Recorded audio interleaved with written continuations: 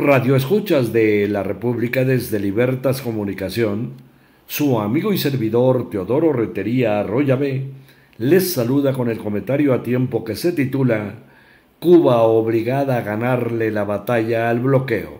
Segunda parte. Continuamos con nuestra serie sobre Cuba y su criminal bloqueo. Cuba tiene un potencial de inteligencia envidiable. No le hacen falta enseñanzas de nadie, pero tampoco debe desdeñar las que tiene a mano de otros lares y pueden enriquecer la suya. Hay mucho del Viejo Testamento en el Nuevo. La historia no es más que la línea continua del pensamiento y la acción en todas sus etapas e interacciones. El bloqueo puede cercar todo lo material, pero nunca ni a la inteligencia ni a la voluntad, algo que le sobra a los cubanos. Un ejemplo: la base energética de Cuba a partir de materiales fósiles respondió a una coyuntura precisamente creada por el bloqueo hace 60 años, cuando las fuentes alternativas de origen natural como la eólica, solar, marina y otras eran casi un sueño tecnológico. Las termoeléctricas son obsoletas y muy contaminantes. Cuba se quedó estancada allí por las razones que sean.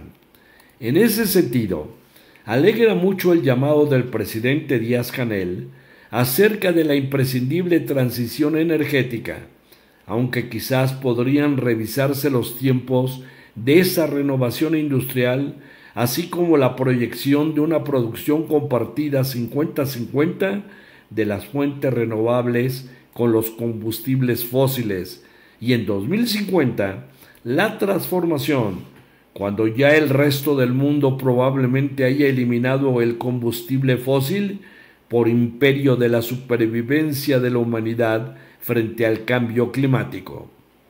El presidente anunció que Cuba se propone generar en 2030 el 29% de la electricidad a partir de estas fuentes.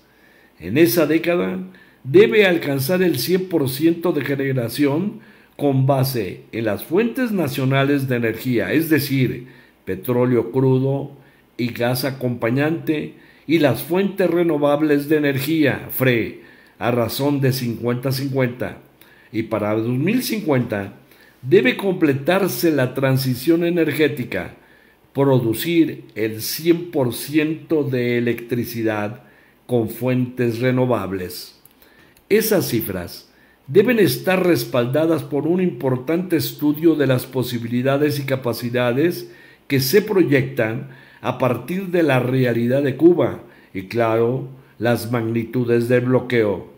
Pero ojalá los especialistas, economistas, ingenieros y estrategas lograran trazarse una meta para cortarlos, al menos hacer el intento. Hace unos días, hablando de su paquete de reformas constitucionales y la posibilidad de que no pasen en el Congreso porque no tiene mayoría calificada, el presidente de México, López Obrador, decía: pienso que no es un asunto fácil, es complejo, pero hay que intentarlo. Lo difícil cuando hay perseverancia y convicciones se logra, y lo imposible se intenta cambiar, o sea, lo que parece imposible, pero hay que luchar por los cambios. Ese intento de acortar plazos, y no solo en lo que atañe a la transición energética, debería hacerse a la luz, primero, de la ansiedad del pueblo de resolver su angustioso problema, segundo y muy importante, del peligroso momento que vive el mundo de hoy, cuando Estados Unidos ha roto los factores de diálogo y equilibrio internacional que garantizaban la negociación y una paz relativa. Gaza y Ucrania son expresiones de esto último, y lo mismo la tóxica mala relación que Biden y Trump se empeñan en sostener con Cuba, y todo hace indicar que uno de ellos seguirá en la Casa Blanca.